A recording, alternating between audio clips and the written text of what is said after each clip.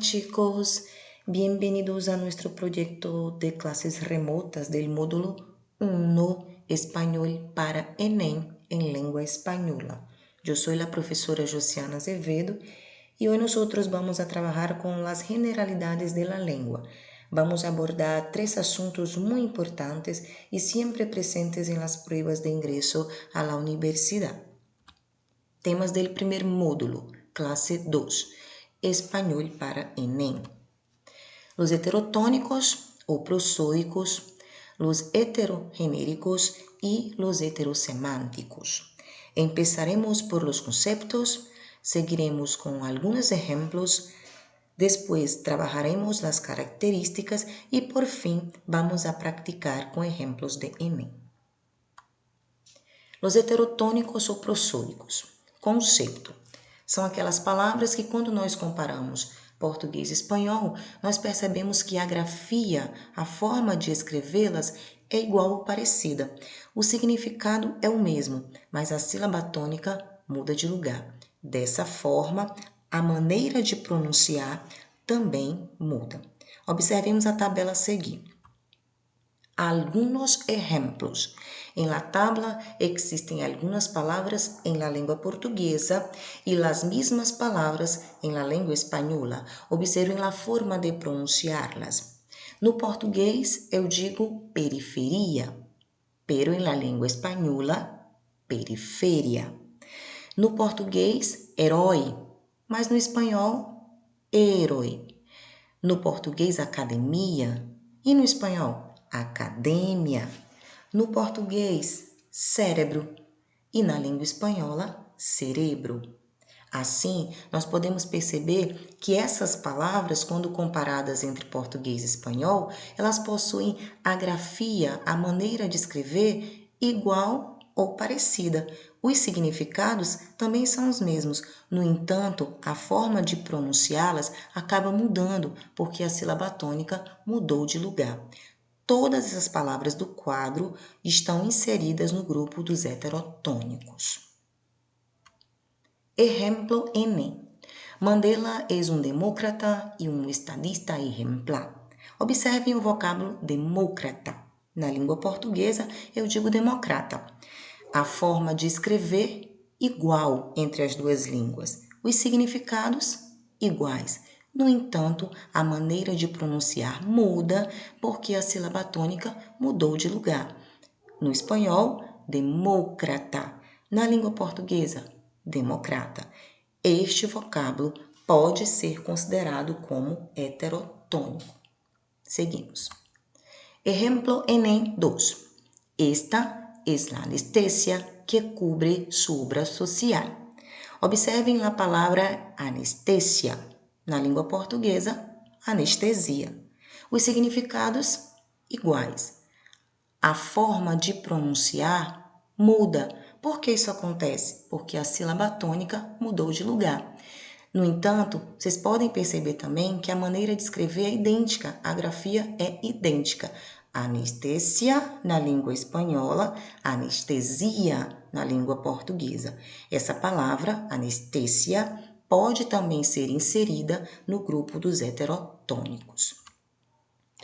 No todos los heterotônicos llevan tilde. Atenção, chicos! Todas as palavras possuem uma sílaba tônica. No entanto, nem todas as palavras levam acento. Para acentuá-las, devemos levar em consideração as regras gerais de acentuação da língua espanhola. Sendo assim, os heterotônicos também seguem essas regras, ou seja, nem todos são acentuados, mas todos possuem uma sílaba tônica. Vamos a praticar agora um pouquinho. Temos 2 questões, que também são questões de vestibular. A primeira questão com 4 alternativas, a segunda questão com 5 alternativas. El término políglota, según las divergências léxicas, es un heterotônico. Isso é uma afirmação. Apunta a palavra abaixo com idêntica divergência. O que nós devemos fazer nessa questão? Nós devemos marcar a alternativa onde exista um vocábulo heterotônico. Na opção A, esquisito. Exquisito significa gostoso na língua espanhola. Observem que o significado é bem diferente, então nós não podemos classificá-lo como heterotônico. Homenagem. Homenagem significa na língua portuguesa homenagem.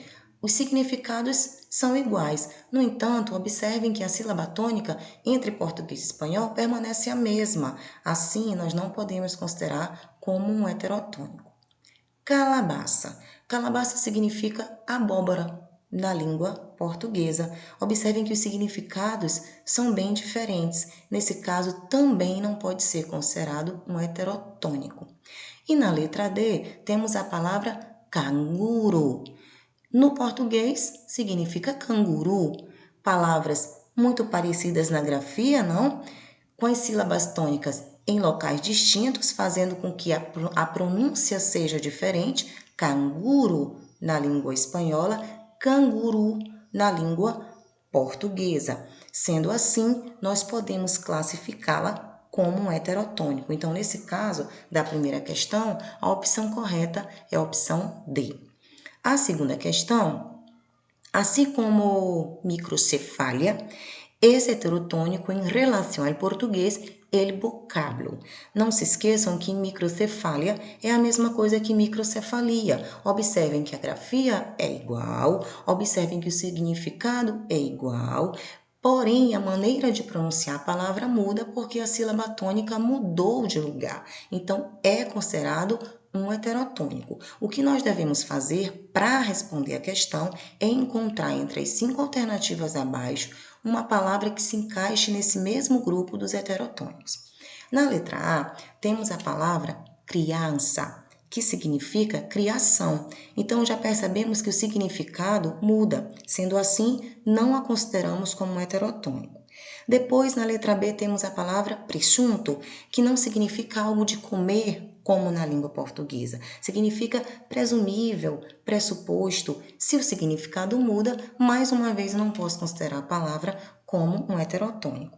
Na letra C, eu tenho a palavra academia, que é a mesma coisa que academia na língua portuguesa. Observem que as grafias são iguais, observem que os significados são iguais, mas a forma de pronunciar é diferente, porque a sílaba tônica mudou de lugar.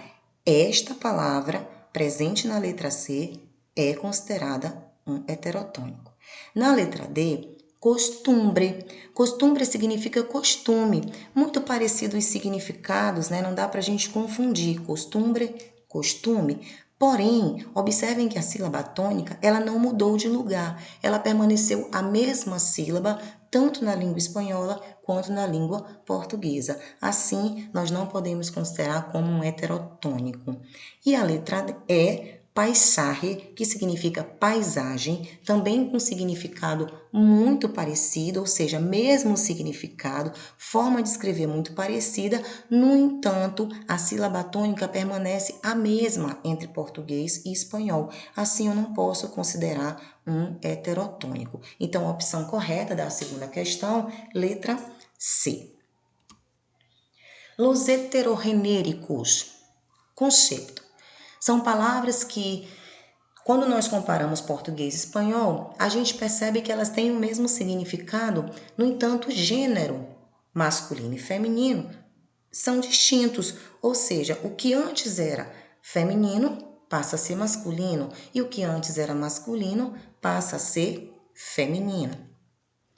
Classificação dos heterogenéricos. Como é que eu vou identificar esses heterogenéricos dentro da língua espanhola? Existem algumas regrinhas que eu posso seguir. Exemplos. As letras do alfabeto espanhol são consideradas heterogenéricas. Los días de la semana, de lunes hasta viernes, ou seja, de segunda a sexta, sábado e domingo não são considerados como heterogenéricos. Los árboles frutíferos, as árvores frutíferas, são consideradas palavras heterogenéricas. As palavras terminadas em arre e as palavras terminadas em umbre. Seguimos essas regras e conseguimos identificar com facilidade os heterogenéricos na língua espanhola. Observem a tabela. Alguns exemplos de heterogenéricos. Letras do alfabeto. La A, la H, la Z, la J.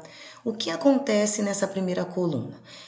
Nós podemos observar que as palavras elas estão precedidas de um artigo lá, que é um artigo feminino na língua espanhola. E se nós passarmos essas palavras para a língua portuguesa, nós vamos observar que elas eram de um gênero masculino, porque as letras do alfabeto na língua portuguesa, elas são masculinas.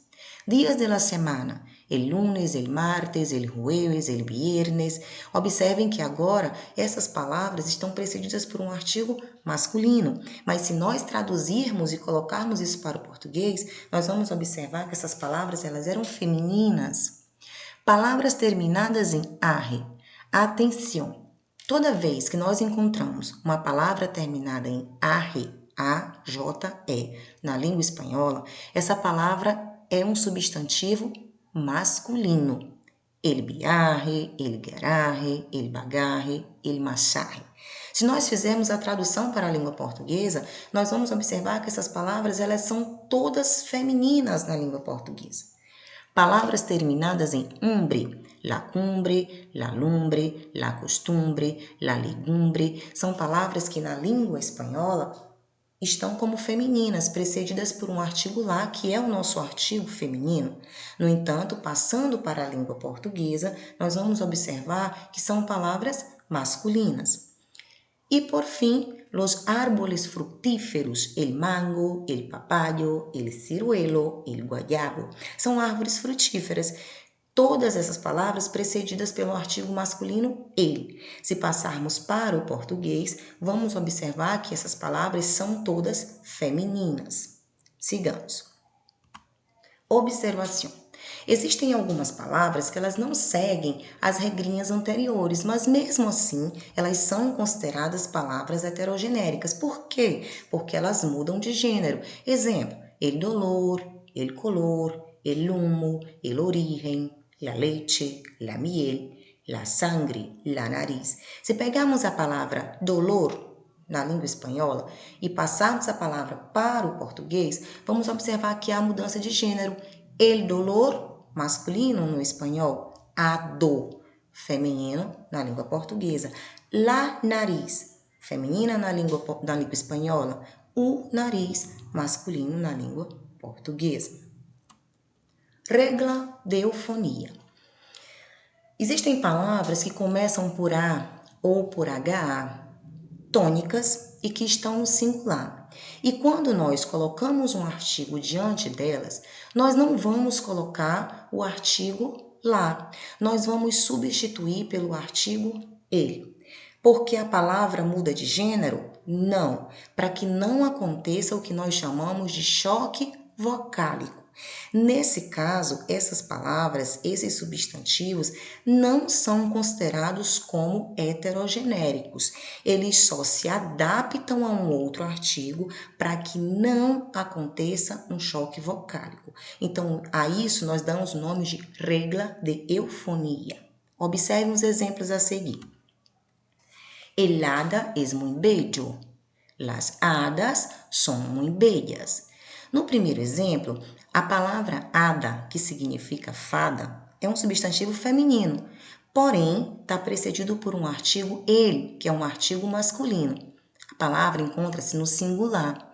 Quando nós passamos essa oração para o plural, observem que continua sendo precedida por um artigo feminino, las hadas son muy bellas. A mesma coisa vai acontecer com a palavra água no segundo exemplo. El agua está tibia. A palavra água está no singular. Começa por um A, que é uma sílaba tônica. Então, para que não haja um choque vocálico, a gente substitui o artigo lá pelo artigo ele. No entanto, quando passamos a oração para o plural, nós observamos que continua sendo precedida por um artigo feminino, e agora no plural. Las aguas están tibias. Los heterosemânticos. Conceito. São palavras que, quando nós comparamos português e espanhol, percebemos que elas possuem a grafia, a forma de escrever, igual ou parecidas, A pronúncia igual ou parecida, no entanto, os significados, os sentidos são totalmente diferentes. A esse grupinho nós também podemos chamar de falsos amigos, porque parece uma coisa, mas na verdade é outra. Observe. La palabra vaso y la palabra vaso. La primera en la lengua española significa copo. No segundo momento, significa um objeto que nós vamos colocar flores. No entanto, as duas palavras, quando comparadas, elas possuem grafias iguais, elas possuem a forma de pronunciá-las parecida e significados totalmente distintos. Nesse segundo exemplo, temos a palavra escoba e escova. Na língua espanhola, escoba significa vassoura, aquello que as brujas utilizam para bolar. Escova, na língua portuguesa, é aquele objeto que nós utilizamos para pentear os cabelos. Se nós quisermos fazer a tradução da palavra escova para a língua espanhola, seria cepillo. Perfeito? Observem que essas duas palavras possuem a forma de escrever a grafia parecida, forma de pronunciar parecida, mas os significados totalmente diferentes. Pipa e pipa. Agora vamos trabalhar com um vocábulo que tem a grafia igual, a forma de pronunciar igual e significados diferentes. Na língua espanhola, pipa significa cachimbo. Na língua portuguesa, aquele brinquedo que as crianças utilizam para se distrair. Berro e berro. Na língua portuguesa, o berro seria o grito. Na língua espanhola, berro significa agrião. Observem a maneira de pronunciar. Berro, berro. Parecidas as formas de pronúncias. Não iguais, parecidas. No entanto, as grafias, a maneira de escrever, são idênticas, iguais, mas os significados totalmente distintos. Pelado e pelado. Na língua portuguesa, pelado é uma pessoa desnuda, sem roupas. Na língua espanhola, pelado é uma pessoa que não tem pelos, que não tem cabelos. Na língua espanhola, taça significa xícara. Na língua portuguesa, taça, com C cedilha, é um objeto que utilizamos para poner, por exemplo, vino. Forma de escrever parecida, já que existe a substituição de la Z pelo C cedilha ou vice-versa. A forma de pronunciar taça, taça, igual, mas os significados distintos. Saco e saco. No português, saco é um objeto que utilizamos para poner basura, lixo. Na língua espanhola, saco significa casaco, paletó. Observem que a forma de escrever é idêntica. A forma de pronunciar parecida. Saco, saco. No entanto, os significados totalmente diferentes. Oficina e oficina. Formas de pronunciar parecidas, grafias iguais, significados distintos. Em la língua espanhola, oficina significa aquele sítio onde, por exemplo, trabalha um advogado. Na língua portuguesa, oficina é aquele sítio onde tu llevas tu coche. Rubio e ruivo. Na língua espanhola, rubio significa loiro.